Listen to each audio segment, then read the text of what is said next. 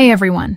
In this quick tutorial, I'm going to show you how to regain access to your TikTok account if you've forgotten your password right from your phone. Let's get started. First, open the TikTok app on your phone. Then, tap on the profile pic at the bottom right corner. If you're not already there, simply tap on the name above to choose Add Account. A new display will appear. Now here, simply tap Login just down below. Next, choose the option of the account you want to sign into. Now here, a password that you used for the specific chosen account will be asked. Now just right below the password field, you'll see an option of Need Help Logging In.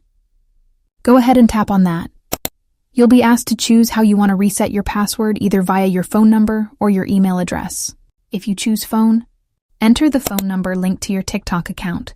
TikTok will send you a 6-digit verification code via WhatsApp. Now simply open WhatsApp to check for the code sent from TikTok. Once there, simply enter that code. Make sure you copy or enter it correctly.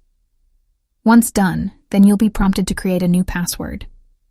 And that's it. If this video helped, be sure to like, share, and subscribe to my channel for more helpful tech tips.